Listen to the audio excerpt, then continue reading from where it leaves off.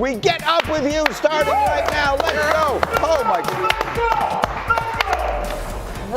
God. To quote the legendary Jack Buck, I don't believe what I just saw. An incredible night. You know who we are. You know where we're starting. Roll the highlight. Here we go. Comeback of the century. Pacers, Knicks. Game 1 at the Garden. Knicks controlled it most of the night. 8 minutes left. They're up by 12. Jay Will with Jalen Brunson on the bench with 5 fouls. The Knicks go on a 14-0 run. Well, Karl-Anthony Towns was having his way offensively with 35 points in this game. And Josh Hart finding OG Anunoby. The Knicks by 17. Indiana creeping back. It's a 7-point game. But when Jalen Brunson puts in this bucket here, he would finish with 43. Monica, it's a 9-point advantage with less than a minute to play. Well, based on who the Indiana Pacers are and have been in this postseason, not time to celebrate just yet. No, because they had a guy named Aaron Nesmith. And Allen, he had a night for the ages. This guy shoots 53% from 3. You should not be going under the screen protecting a lead. He had 6 threes in the fourth quarter last night. Pacers cut the lead to 5 with that one. Now, critical moment here with the Knicks. Rick Carlisle has done a great job of maintaining his challenge. He challenges and wins there on a foul on Siakam. It's overturned, so the Pacers get it back.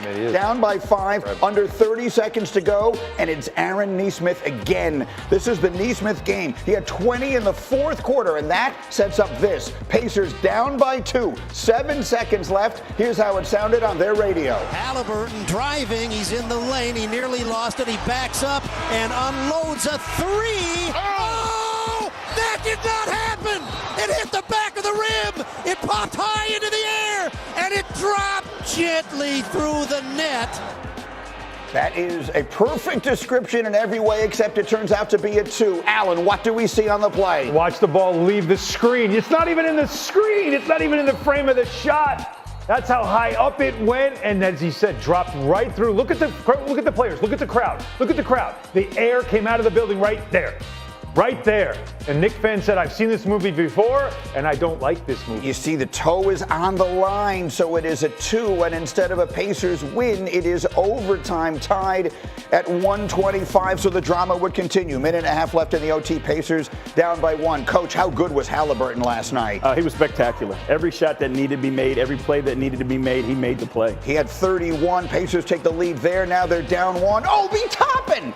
The former Knick with the putback. Pacers up by 1. 20 seconds to play. Knicks down 1. They're going to throw it away right in front of Timothy Chalamet, of all things. And the Pacers are going to get a timeout call. Help out there. They're going to get a timeout call. The call is reversed. It's Rick Carlisle had a very good night in a lot of different ways. And then it's the former Knick Toppin again.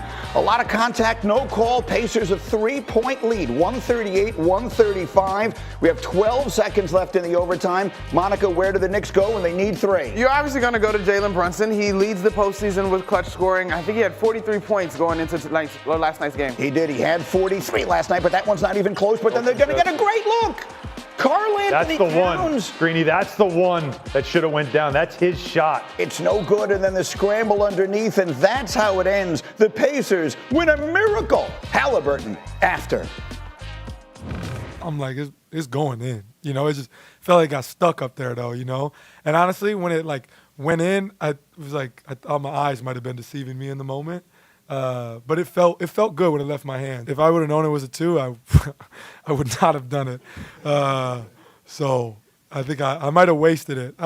If I do it again, then people might say I'm like aura farming. So I'm not, I don't plan on using it again. Okay, so the word is unprecedented. We have been keeping track of this since 1998.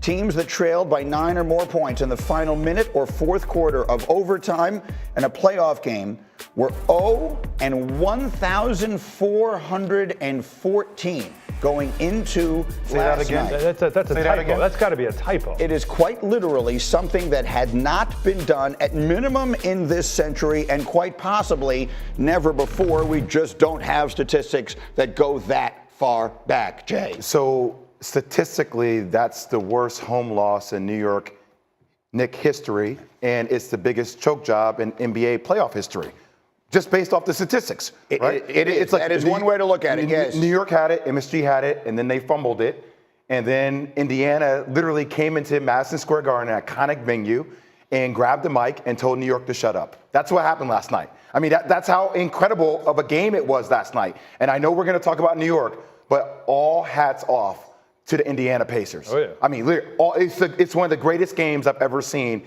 Cheers to the Indiana Pacers for making that comeback. It's what they do. Nobody should be surprised by that. It's what they do. The Knicks were looking in the mirror. The Knicks were the team that had some closings this series, to close out games. And sorry, JB, but one of them obviously in Detroit is unforgettable. But that's who they were.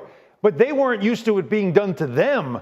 And so it was a stunning move, but it should not be surprising because that's what Indiana has been doing. Until the end of time. Are you kidding me? Halliburton makes this shot, and this is the one that will be remembered because of the dramatic nature and the premature choke job and all that sort of stuff. But the reality is that this moment doesn't happen, Monica, if Aaron Nesmith doesn't have one of the genuinely insane fourth quarters that any player has ever had in the history of the NBA playoffs. He hit 6 threes in that fourth quarter, Greeny, and a couple of them were decently defended, and he still knocks them down cash, not even hitting the rim. Like, the energy in this ballgame. One of my keys in this one coming into it was actually the wing play. Because of Nesmith and Nembhard, I don't think they get the credit that they deserve, and what it would look like for the Knicks wings to begin to stifle those guys.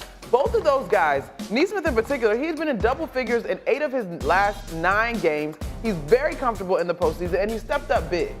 Yeah, when you study the Pacers team, you understand that those 2 role players, they're a big part of what they do and what make them successful. Everybody wants to talk about Turner, Siakam, and obviously what Halliburton has done. But what separates this group from the rest of the league is they have 2 stars in their role that are two-way players. They defend and they make shots. I was a part of the Pacers-Bucks series, and Rick Carlisle said straight up, the reason that Indiana got out to the slow start they did on the season at large was because Andrew Nembhard was not healthy. And once he got healthy, look at the calendar, January, the defense fell into place, the offense fell into place, and this is what you get. Nesmith went Klay Thompson. Like, he just had one of these moments where, and I'm situated where I am at the Garden, right by the visitors' bench, and the perspective that I had was being able to see him constantly turning to his bench. And as the players got up to celebrate, each made 3, his eyes were so wide, as if like, I'm on one. Like, he knew he was on one. And they were smart.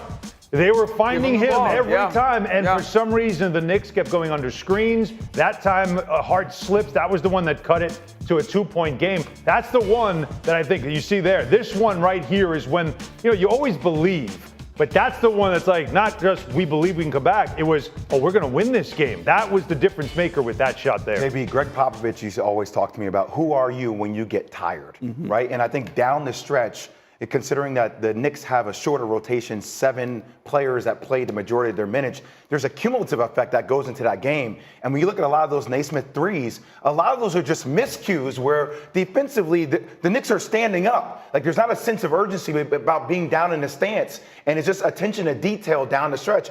That's what ultimately was the Achilles heel. Well, when you take a look at it, there were so many small things to your point. We talk about pickup point, right? When you're in a game and you have a lead, you want to protect the 3-point line. Go back and watch the clip. How many times guys were below the 3-point line and allowed guys to get into their shot? Or, like you said, they went under screens. At that point in time, you'd much rather give up a 2 than give up a 3. So going under puts you already in a disadvantaged situation. And by the way, for a specialist, Jalen Brunson was in a game. When you have 5 fouls, I mean, that's also huge part something of that the offense can then attack, because now defensively he doesn't want to foul. And he has to stay in the game because he is the best clutch time player in the playoffs. Or maybe not. I don't know. Maybe that's Tyrese Halliburton. Here you go.